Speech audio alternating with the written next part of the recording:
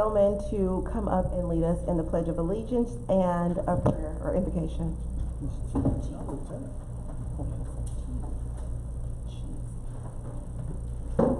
Bow our heads. Heavenly Father, we come to you tonight for your guidance, wisdom, support. Help us engage in meaningful conversations. Let the community grow closer as a group and nurture the bonds in Spring Lake and the citizens. Amen. Amen. Amen. I pledge allegiance to the flag of the United States of America and to the republic for which it stands, one nation, under God, indivisible, with liberty and justice for all. Thank you so much, Chief. And congratulations. Congratulations. Well deserved.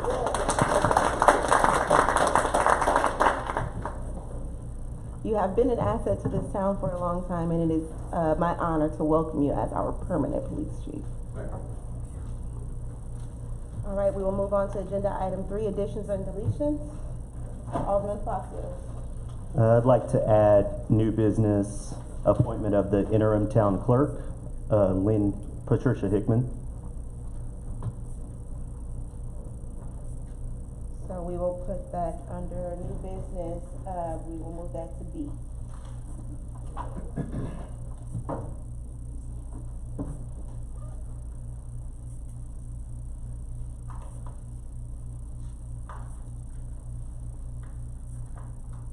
Any other additions or deletions? Alderman Palacios? Make a motion we approve the agenda with the amended additions. Alderwoman Cooper? Second. Any discussion?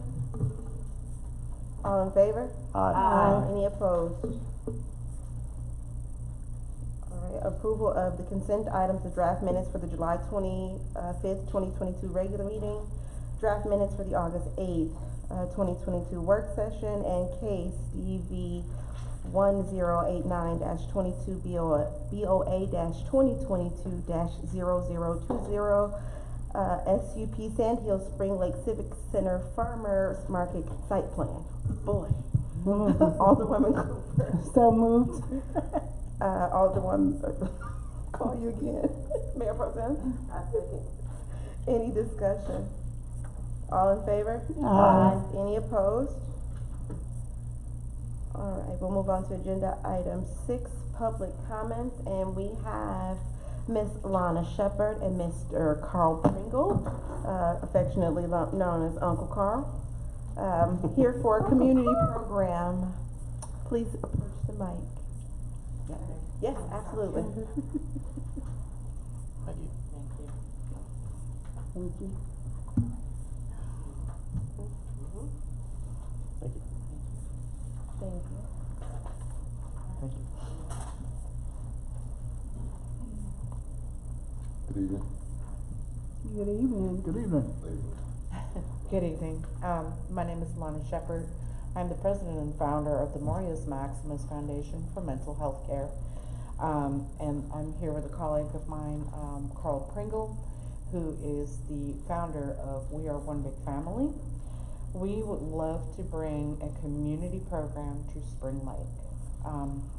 Within our plan, and I had this much more prepared with a presentation, but I'm not going to have time to do that, so I'm going to have to go over this pretty quick. We are planning on providing a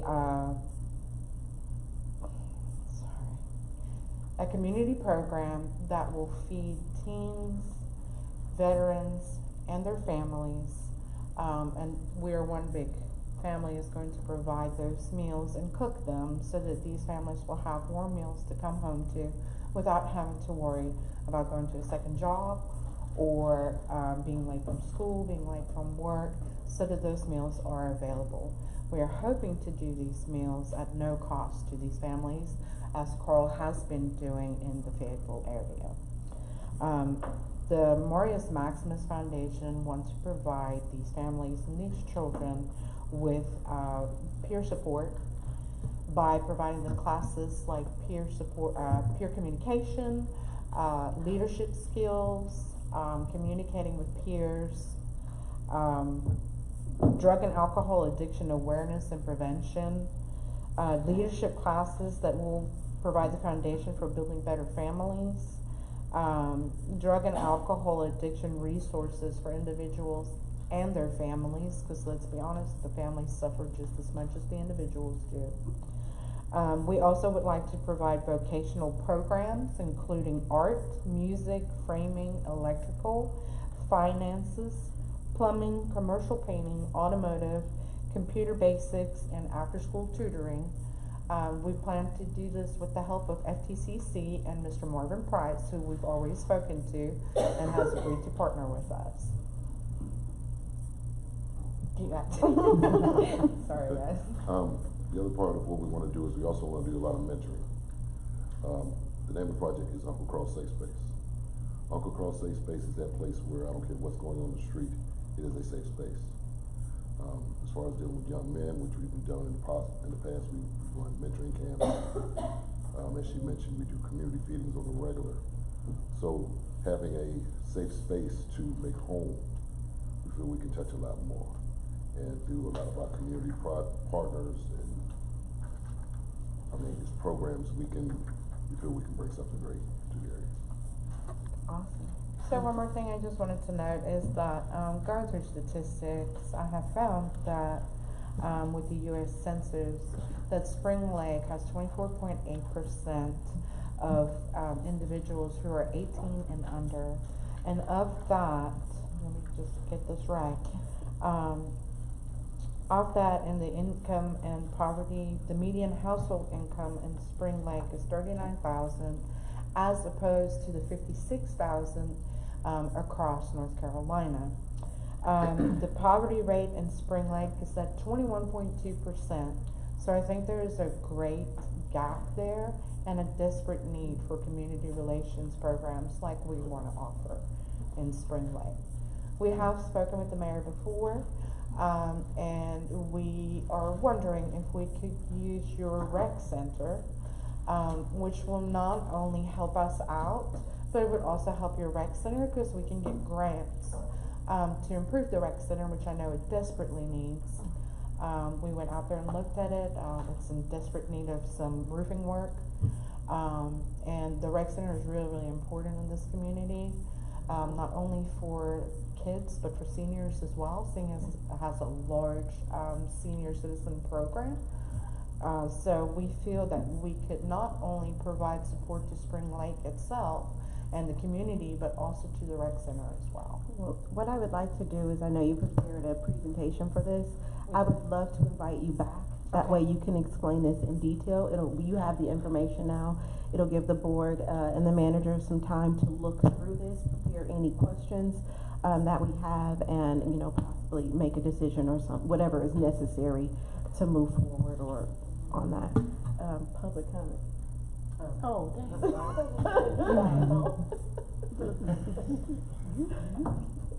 So thank you so much, and definitely I'll be in touch or our clerk will be in touch to schedule some time for you guys to come back and do a full presentation. Okay, thank you so much Thank for your you time. so much. Thank you. I just want to add that Carl does also help people in Spring Lake. He's helped us several times with Thanksgiving, so thank you, Uncle Carl. Absolutely. Thank you.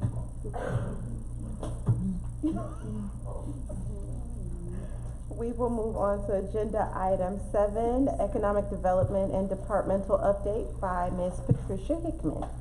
Where did she go? She's really, let me set this up first before she starts. Yes, One of the things we've talked about is trying to get some idea of the current economic development conditions in our town, looking at the building activity. So this will give us an opportunity to do that as we go further along the line, and later on looking at perhaps developing economic development strategies. What are those things that we can do to enhance our economic development opportunities for our community? So this just gives us a start right now. And then later on next month, when we transition over to work sessions being our second meeting in the month, and we'll have an update on code enforcement. So this is the first in a series of that. So all that. Ms. Thank you, Hickman. Mr. Durham. Good afternoon, Madam Mayor and Board of Aldermen. I'm here tonight to do the Economic Development Inspection Departmental updates, okay? As of July the 1st of last year to last week, we had 28 new businesses have come to this great town of Spring Lake. I won't go through all 28, they're invited on the slides, but these are actually new construction and renovations to commercial buildings. The next slide is the site and building plans that are under review in the office right now. Currently, we have 126 North First, which is a Spring Lake Family Support Services. We have 200 South Bragg Boulevard, Severn Brew. The approved plans that are approved, I'm waiting on GCs to pull building permits, is Pizza Hut and the Riptide Car Wash. These are pending cases at Cumberland County Planning. Y'all just approved the site plan for 230 Chapel Hill Road for the Sand Hills. The next one, of course, is the 200 South Bragg Boulevard, the Severn Brew. I just signed the plans with Sabrina, the sweet lady from the county, brought them to me. So I signed them, so that would be in the process of review in-house now. 670 Lillington Highway, the proposed generator. I just signed those plans tonight. So we will start the in-process in-house. What is that? Do which one? The generator for the 670 Lillington Highway. It's just a generator to push Walmart with. If they lost power, a big generator. Okay. And the next one is 630 Lillington Highway. They're still waiting for revised plans, such as for an ATM in the parking lot. The rezoning case, they're waiting for the adoption of the Spring Lake Land Use Plan tonight. And then the apartment at Waterford, they're currently under review as we speak, at the planning department. All right, and since July of 21 to last week, I've issued 47 permits. 46, my bad. It was 7 new residential. A lot was over here for Elizabeth Street subdivision. There's 5 of them. One's on Bass Road and then one on Linda Street over Rose. Okay, and then the next one are 16 renovations to houses. No commercial, but renovation to commercial, there were 16, and accessory buildings, there were 7. Last week, I did issue the building permit for the Dunkin' Donuts at 200 Spring Avenue. This is the breakdown of cost of construction over the fiscal years. You can see the impact of new construction, how it fluctuates throughout the last four fiscal years. The impact of Hurricane Florence was a big impact on the town for 18, 19, and 19, 20. And of course, repairs and renovations for the last 4 years, it did increase last year. This is a breakdown of the revenues collected. These are the projected revenues in our budget that the manager, in the finance, which is LC, before last year. The town had it on finance, but this is a breakdown, and we have collected over the revenues. That is it. Is there any questions I can help you with? Alderwoman Cooper. I think I saw a zoning sign for Chapel Hill Road. It's not by the farmer's market. I know the last 2 numbers were 59. Yes, that's the one that's waiting for this land use plan to be adopted tonight. And what kind of use is that for? We don't know until they submit all the proper documents. I just know when I reached out, when I did this presentation, he just told me there'll be 1 rezoning. There was 2 and 1 withdrawal. So they want to change it from what to what? I think it's R5A or R6A. They want to go R6A? R5A. It's R5A, I think. I'm not for sure. I haven't seen the case yet. Okay. Cumberland County handles all that until it comes here to the board. We haven't got the agenda packet, so I'm not for sure. And That's the one on Chapel Hill Road. That is correct. On the right-hand side. And I know the one, because I know the one was withdrawn on Odell Road. That is correct. Okay. And they can't submit for 1 year. Okay. And, do you know when Dunkin' Donuts is gonna open? I don't, but usually probably within, with the renovation, it's only a $700,000 renovation, so that could be to 6 months, I'm hoping, since the building's already built, they're just doing a renovation. And my other question is, Yes, ma'am. Elizabeth Pizza Building, it's like on the corner of, next to McDonald's, what is it? Yeah, What that is was it? actually a Hispanic type grocery store back in the day. The Elizabeth was tore down where Circle K was at. That was already No, torn. the Elizabeth Pizza is still there. Taco Bell was torn down. Yeah, but it was at the corner. Right. But it's still that abandoned building on the left. The town manager said that next month we hopefully we could get an update from our code and nuisance enforcement officer. That's what we pay, Okay, thank you. You're welcome. Are there any other questions? Thank you so much. I really appreciate getting this update. It's very informative, and I'm sure the town is super excited to know that we are bringing in new businesses. There are, businesses petitioning the town and wanting to come, and so that's a really, really good sign. So thank you for preparing this for us. You're quite welcome, Mayor. Thank you, board. Thank Appreciate you. it.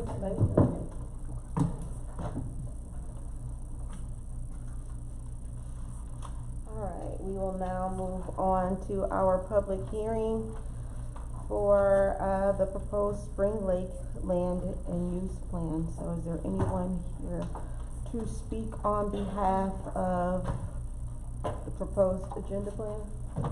Or excuse me, land use plan? Is there anyone here to speak? Oh, I'm sorry, sorry guys, I'm a little off today. I don't have it's just. Yeah, not just. Is it the thingy?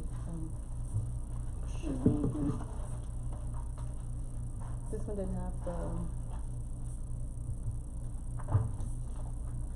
Where's this page? This is my packet from mom. Let me look at it. I'm looking for this.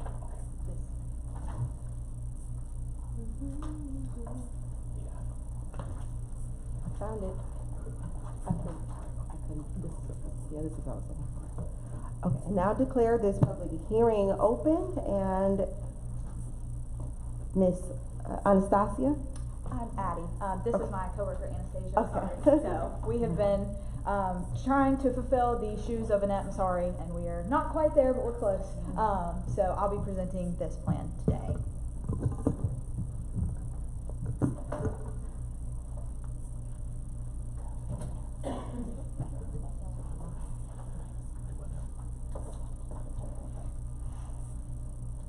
How do I get there? It goes. Do you need a clicker? I got it. I just Okay. want to make sure we were good to Yeah. go. So good afternoon, Mayor and Board. We are excited to be here today from the Comprehensive Planning section in the County Planning Department. And we're excited to be presenting the Spring Lake Area Visioning the Future Land Use Plan. We've been working on this plan for about a year, and we are really pleased with how it has turned out, and we hope that you are as well. So just jumping right into it, this is a snapshot of the plan area. The plan does not just cover the town, it covers some incorporated area as well. It's about 12,500 acres. It serves a little over 12,000 residents. It's very suburban in nature, and it's a little bit unique in the fact that it is surrounded by Fort Bragg and Harnett County. There's not much room for expansion. We've got a very unique kind of landlocked situation here in Spring Lake. As we were going through this process, we really wanted to make sure that we captured the community's vision and goals for the area.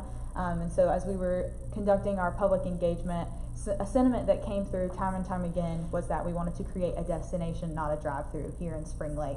So with that input, as well as some other input from the community, we were able to draft the vision statement you see on the screen. And we also drafted goals around 5 major themes, including housing, community activities, sense of place, Main Street, and economic development. You can see those full goals on page 15 of your plan surrounding those 5 categories. we broke the plan up a little bit differently than we have in the past. It's broken up into 5 different sections. The introduction containing just some very introductory material. Today covers existing conditions, public engagement, and online outreach. Kind of shows where we're at currently, what feedback we're gathering, and then we'll go into tomorrow, which has our future land use map and land use categories, kind of helping us get to where we would like to be. Then we have the Beyond section, which covers resources and recommendations, and then the appendix with various supporting materials that helped us in drafting this document. So with that in mind, we'll take a look at some existing conditions that we gathered through this process. So this plan area is unique from other plan areas in the county, as the town makes up 74% of residents in the plan area. The plan area is relatively young. We've got a large group of our residents between the ages of 20 and 39. And when we look at the plan area, 43% is white, 40 is black, and 14 is Hispanic. However, when we look just at the town is a bit more diverse at 37% white, 44% black, and 13% Hispanic. The graph you see on the right of your screen kind of shows how population has changed over time. The blue line at the top shows the town and the county combined for the plan area. And then the green line shows just the town, and the yellow shows just the unincorporated part of the county. And as you can see, it went up a little bit from 2010 to 2015, and then has kind of dropped back off from 2015 to 2020.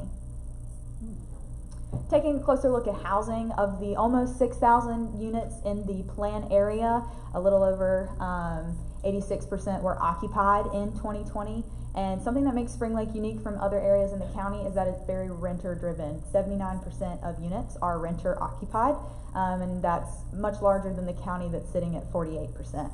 The graph you see on the left of your screen kind of gives a rent cost comparison between the town and the county, and you can look at that a little bit closer on page 21 of your plan. Taking a look at economic development and labor demographics, it's no surprise that the armed forces makes up 41% of the town's labor force due to our proximity to Fort Bragg. A lot of the commercial activity centers on what I like to call the Y of town along 87 and 210, and we've got about a 9% unemployment rate here in the town of Spring Lake, which is slightly higher than the county at 7.8%. The graph you see on the screen just kind of shows the labor trends in the town of Spring Lake, who works where, and you can see more of that in your plan on page 22. Throughout the public engagement process, we wanted to make sure that we captured everyone's input through various stages of the plan. And so now that we've got the existing conditions, we took those to the public. Starting in May of 2021, we started monthly steering committee meetings that they would meet and talk about various things related to the plan and help through the planning process. In September, we hosted our community kickoff meeting where people could come and view existing conditions posters and give us feedback that we took when drafting the plan. In January, we gathered area stakeholders across 4 different groups to ask them challenges they were facing in the area and what possible land use-based solutions we could come up with. And then in April, once the plan was drafted, we had a draft review session where the community could come in, ask questions, review the plan, and give any feedback. So I won't go into all the engagement in depth, but one thing we love to do at the planning office is to conduct a SWOT analysis that really gives us a good idea of what the community thinks is doing well and where some improvements could be made. And so what you see on the screens are the complete SWOT analysis from all feedback we received from the community. And just to highlight some of the feedback we got, for a strength, people noted that there's significant potential in this plan area. There's a lot of vacant buildings, vacant land that they feel could be developed and redeveloped. A weakness that was mentioned is a lack of commercial spaces, whether that's restaurants, grocery stores, medical facilities. That's something they would like to see improved. Opportunities that people noted was they love the community facilities like the parks, the recreation center, and they would love to see those expanded. And some threats that people have been facing are high taxes and water bills and some road connectivity issues. You can see more of the engagement results within that section of the plan. But looking a little bit more closely at who showed up and who gave us feedback, we had over 100 attendees come to the kickoff meeting. 35 value surveys were completed. We had it pushed out for about 6 months, and we were able to gather that much feedback. And the people who responded had a lot to say. We had over 3,000 words submitted in written responses to the survey. 41 attendees came to the stakeholder meetings in January, and 42 citizens came to the drop-in plan review session in April and gave us feedback. Something new that we have done this year that we have not done in the past is we conducted online outreach. We created a website where people could come and learn about the plan, learn about the area, and get involved. We think it was a huge success. We had over 5,000 visits to the website, and that was a great way to reach people who maybe couldn't come to some of our public in-person meetings. The graph you see kind of shows the spikes in which people visited. So the first one shows when we sent out postcards about the kickoff meeting for people to come and give feedback. They got information about the website and checked it out. The second spike was when we had the stakeholder meeting and sent out invitations for that. And then the third one was when we advertised for the draft review session. So throughout all phases of the process, people were notified about the website and had the opportunity to check it out and get involved with the planning process if they wanted. So with all the public engagement in mind, all the existing conditions we collected, we took that back and we drafted what I call the meat of the plan, which is the tomorrow section, the future land use map and the land use classifications. So this is the 2022 future land use map that we have drafted for the Spring Lake plan area, which is town and then what we consider the Spring Lake MIA. So you'll see at the bottom of your screen, there's the land use category and associated zoning districts matrix that shows what category has what zoning districts associated with it. Not much has changed from the 2002 plan as far as classifications go. We combined high and low commercial uses into one. And then we also combined government and office and institutional into office and institutional, as we found that those uses were pretty harmonious together. We also added flex spaces, which is a new land use classification, and I will go over that in more detail here shortly. So this gives you a breakdown of what the future land use classification area looks like. 15% was designated to open space. That is a little bit less than what the 2002 plan called for. However, we are now drawing all of our land use classifications to parcel lines instead of floodways, wetlands, things of that nature. It gets really confusing, and those things are regulated through other means at the county and the state. So we just drew them to parcel line to make them more concise. We are not calling for any rural density or suburban density in town specifically. There is some suburban density called for in the MIA portion of the plan area. We're calling for more medium density than we did in the 2002 plan, as people are wanting to see more redevelopment in town, and the resources and infrastructure are available to do that. And then we called for 4% high density. We're concentrating that around Main Street and making those recommendations as people wanted to see Main Street redeveloped and more livable and a walkable community. We called for 5% of the plan area to be commercial, and that's really, again, centered around 87 and 210, as that's kind of your main commercial corridor here in town. 0.4% we designated specifically to downtown. We've concised it a little bit from what the 2002 plan called, but we felt that we really wanted to concentrate our efforts to the heart of Main Street instead of going all the way to 87 on both ends. That way we could make more concentrated efforts in revitalizing Main Street. We called for 1.6% of the plan area to be light and heavy industrial. This is a little bit less than the 2002 plan called for, but as Spring Lake is a little bit landlocked and the size of parcels that are large enough for major industrial operations are limited, we kind of opted to allow for more flex spaces and commercial and less strictly designated industrial. 1% is for office and institutional, and that is dedicated mainly to existing school buildings and government buildings. And then 6% is designated to flex areas. And you may be wondering, what is a flex area? So a flex area is a new land use classification we created at the planning office specifically for undeveloped and underdeveloped areas. When we presented it to the steering committee, they really liked the idea, because sometimes what a land use classification, where we put it, the lines can be really arbitrary. Something that is commercial could maybe be industrial, could even be residential. And so in some of these areas where we felt there was potential for development and we wanted to maximize economic development opportunities, we utilized flex spaces. We don't want them to be a free-for-all, so we've given very specific guidelines of what is called for in each flex space, and we're also recommending conditional zonings if they seem appropriate to ensure that these are done in a harmonious way. We don't want it to be a complete free-for-all in the flex areas, but we want to provide economic development opportunity in town where it is fit.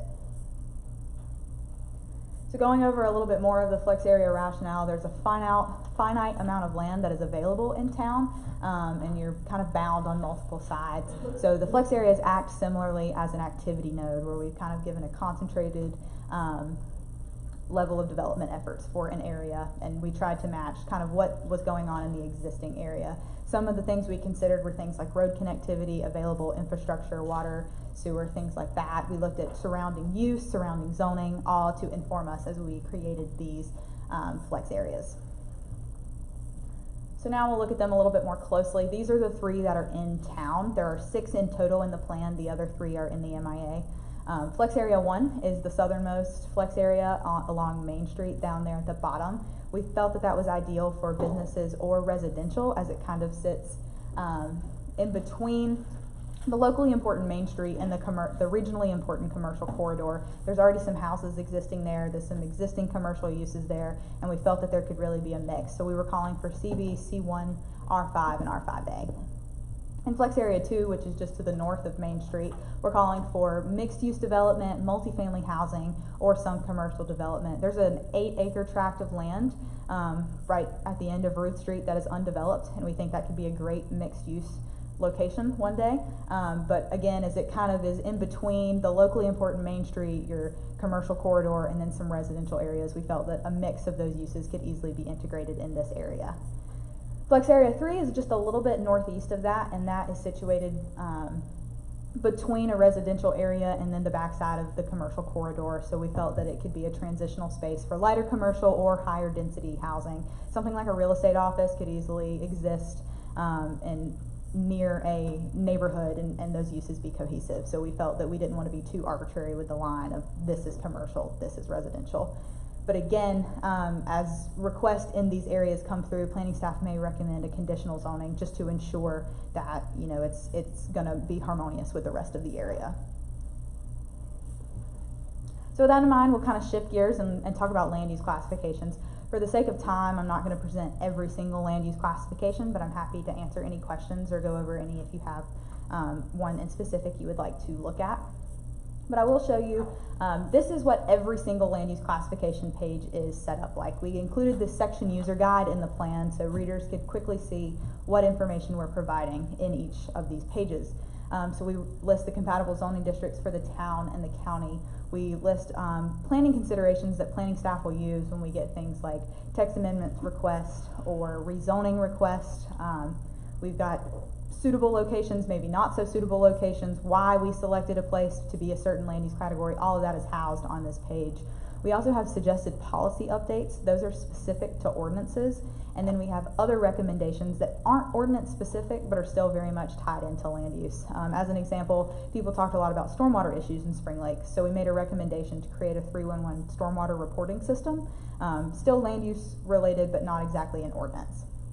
You'll also see on the side of the page there's 2 call out boxes. One is in gray, and that talks about where flex area is called for that land use category. So if this was medium density, it would talk about which flex areas are calling for medium density and why. And then we also have other significant topic boxes. It didn't maybe necessarily fit within the majority of the page, but it's still important. Things like schools in the area, supportive housing, different topics of that nature were called out throughout the plan.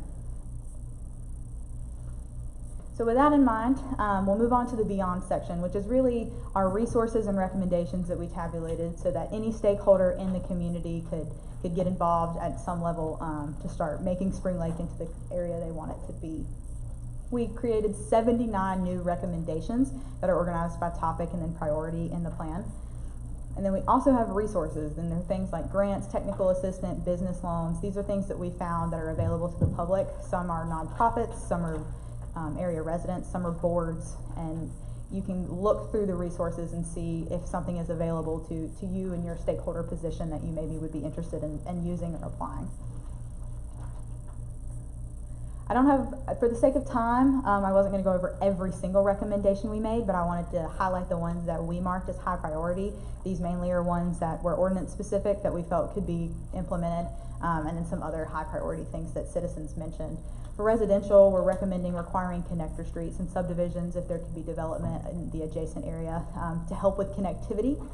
We're recommending updating the sidewalk requirements in the Spring Lake MIA to match that of the town. We're recommending adopting a threshold for major versus minor subdivisions, which can trigger different review processes depending on the size of the subdivision. And also requiring more interconnectivity in subdivisions so that we don't run into emergency response issues in the event of another hurricane or flooding situation. We are recommending some uses be added to the Spring Lake ordinance that citizens or board members had mentioned that they were interested in seeing in the area. And for density development, we were recommending doing away with 0 lot line in the county and updating it to something like Harnett County's developed density bonus grid. And then we've also recommended making density development a use by right. It's currently conditional zoning in town and Spring Lake, or in town and the county. We're recommending decreasing the mixed use requirement for acreage. Right now it's at 10 acres, and we're recommending dropping it down to 6 because we feel like you can still develop a well thought out mixed use development with 6 acres as opposed to 10. And then some of the smaller lots Spring Lake has, like the 8 acres here at the end of Ruth Street, that would make it much more feasible for it to become a mixed use development. For commercial, we recommended making some additions to the permitted uses, and for downtown, we recommended some specific parking requirements to help make downtown more walkable, to help alleviate some parking issues we've seen come up recently. And then we've also recommended adding some permitted uses. People want to see farmers markets, outdoor theaters, things of that nature, and those aren't currently in the use matrix as a permitted use in the CB zoning district. For office and institutional, we're recommending allowing flex space, which is just a type of use. And then for transportation, we're recommending working with FAMPO to reinstate the regional transportation system. So like I said, that's not all the recommendations that we compiled, but if you can see those more in depth on pages 65 and 71 of your plan. And with that, that is everything I have prepared in my presentation, and I'm happy to answer any questions at this time. Thank you so much for that. We will now take any questions from the board. Alderwoman Thompson. Thank you for this information. It's not a question, but it's just for the people watching tonight. You can give the website. They can go on the website and look at this plan right here that we're looking at. It is, it's actually a very, very long title, but if they Google Spring Lake Land Use Plan, the website should be one of the first thing that pops up. And I can work with Ms. Hickman to get it on your website if you would like that. I know at one point it was when we were working with the former clerk, but we can make sure that it's there. And so people can review it. Our planning director recommended that it eventually be taken down once the project was completed, but that won't be immediate. So they can still see any conditions that we collected. The draft plan is currently up on the website for them to see, as well as the county planning website. So I will definitely get that information so we can get that on the website for you guys. All right, thank you. Alderwoman Cooper. Thank you so much. This is a lot of information, but I appreciate it. I had a couple of questions. Is there a specific map that shows our municipal influence area, the full municipal influence area? So the plan area, the future land use map shows town limits, and then it's also, the whole plan area is Spring Lake and the MIA. So the map that's towards the beginning of the plan, I think it's page 7, 8, it's right there at the front where we're talking about the interlocal agreement. It shows in a darker green where the town of Spring Lake limits are, and then in a slightly lighter green it shows the MIA, which is the full plan area. Thank you. And there's been a lot of talk around the nation about accessory dwelling units. Are those permissible in Cumberland County right now, or is that something that would have to be approved? It depends on the area. I think there are some instances where accessory dwelling units are permitted, but for the most part, we don't see many of them coming through, and that has been a topic of discussion. I think let me defer to Anastasia here too. We talked some about allowing, making things like mother-in-law suites, accessory dwellings, easier to obtain. Do you know if that made it in the plan anywhere specifically? Off the top of my head, I don't think it made it as a specific recommendation. I think though all of our recommendations in general are geared towards increasing density and infill because, like we said, Spring Lake is kind of unique in that it's landlocked and it's only But as far as specifically saying accessory dwelling units, I don't think we went beyond anything than what's already permitted in the ordinances. Is that something that could be added though?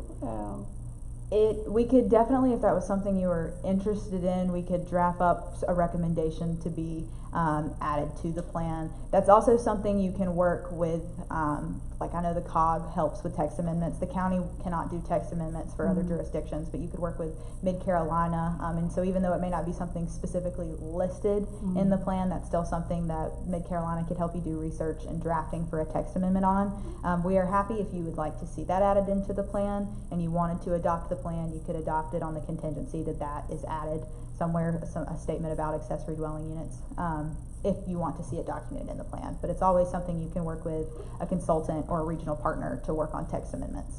Okay, and my last question, because you talked about density, is there space for making a single family, something like in a housing area where it was zoned for single family? Is there the ability to make it a multi-family unit, like a triplex or a duplex or something like that? So we've called for more medium density in the plan than what we have done in the past, and that's where you can see some single family, but also you can see duplexes, triplexes, even apartments in that classification. As medium density is what manufactured housing falls under, so we have tried to keep it targeted towards areas where that already exists, but we did make some recommendations to increase medium density in some areas. Okay. Thank you. Absolutely. Alderman Lackman. Thank you, Mayor. I appreciate all the work that's went into this, but also want to thank the citizens of Spring Lake that came out and had provided their input, because looking over this, there is a lot of recommendations that was taken from the citizens' concerns, their voices, and so for the citizens out there, your voice is heard. And so this helps shape our future for Spring Lake. And so thank you for your work, but I also want to thank the citizens for all the stuff that they put in and coming out and being a part of this. Our goal was for you guys to have a document that is really a one-stop shop moving forward, your kind of foundation for any projects you want to see going in Spring Lake in the future. So in the appendix, you'll see recommendations from past plans that may come up, and we tried to address those and then add in new recommendations in the beyond section of the plan. But hopefully you've got a comprehensive resource right there that you guys can use for the next 10 to 15 years. Thank you. Alderman Palacios. And I also want to share those sentiments. Thank you to the planning department and to the steering committee, to the citizens. The steering committee on page 2 of this plan, want to recognize those individuals who continue to make themselves available and share their guidance and expertise and feelings and all that. Now, I did have a simple question, hopefully. Current zoning, they're all grandfathered into this plan. Okay? And thank you, Anastasia, for answering that with a head nod. And the flex use, though, they are going to be still confined to a certain amount of zoning. Is that accurate? So we make recommendations for land use classifications, which are kind of a larger umbrella, and then your zoning classifications are kind of a smaller umbrella under that. So this won't have any immediate impact. It won't change any of the existing zoning in the area. The only thing that's different about the flex use is it just provides a little bit more flexibility for a use type than it would in a straight land use classification, like residential only versus commercial only. In some of these areas where we already see a mix, we want to provide opportunity. That's the only difference, is if somebody wanted to request a rezoning, this plan maybe now is more encouraging and maybe can find it to be likely more consistent in some of these flex areas where there's a lot of opportunity. Okay. Thank you. And one of the things when I was on the planning website I noticed was a Spring Lake, and I'm going to get the name wrong, but something regarding updating Spring Lake and the facade and those kind of recommendations that are there. I had never come across that before I was reviewing this plan, and it was really great to see something like that somebody already put together for anyone that's doing business currently on Spring Lake or intends to on Main Street rather. And then I also want to thank you guys for inputting grant and funding resources into this plan as well. Thank you. Absolutely. Are there any other questions from the board? We'll now open this for anyone to speak for or against the land use plan. Is there anyone to speak for? Again, is there anyone speaking in favor of the land use plan? Third time, anyone available or want to speak in favor of the land use plan? If not, we will move on to those who are against or opposed to the land use plan. Is there anyone to speak against the land use plan? Last call. Anyone to speak against the land use plan? All right, if there is not, we will now close this public hearing.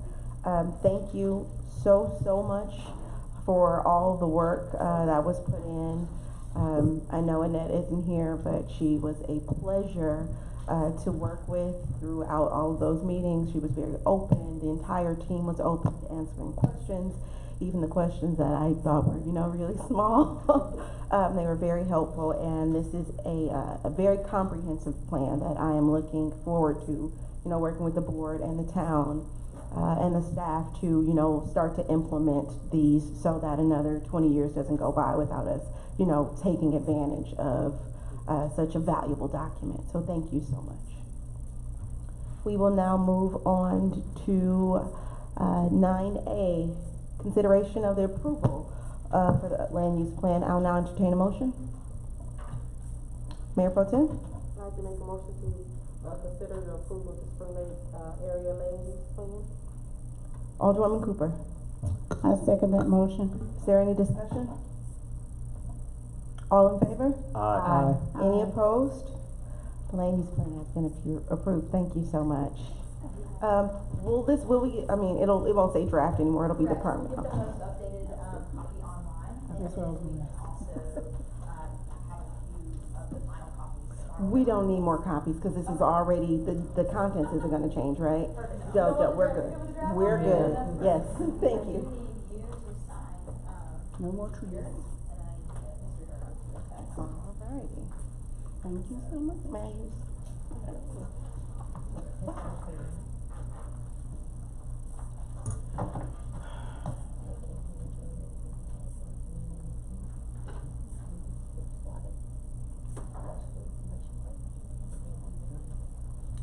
There we go. It's been wonderful. You guys worked so hard on We don't this. even have to give you money. I know. So comfortable. Thank you for your work. Absolutely. All right, we'll now move on to agenda item 9B, the appointment of Ms. Patricia Hickman to the position of interim town clerk. I would like to open it up to the board for comments before we bring you up just to say a few words. Alderman Palacios. So, as the town knows, we've had a vacant town clerk position, and thanks to our interim town manager, he has been asking for help among the current staff that we have to fill that position temporarily. And I think, I agree that it's time to go ahead and appoint somebody to that position so we can get some of the much needed duties and responsibilities completed so we can continue to move this town forward. Alderwoman Cooper. Oh, I was just waiting to second his motion. Okay. I make a motion we go ahead and appoint Patricia Hickman as interim town clerk. I second. Any discussion? All in favor? Aye. Any opposed? Thank you so much. And I would like to give her a round of applause because Ms. Lynn works very hard for the town, and she is, out of the kindness of her heart, taking on some additional duties, as she said, to help us. And that is extremely important to have employees that are committed to seeing the town advance, and she is definitely one of those employees amongst all of our staff that really, love and is committed to this town. So thank you for stepping into this role. We know it's a big duty, but we fully trust that you can handle this. So thank you again. And if you'd like to come and say a few words.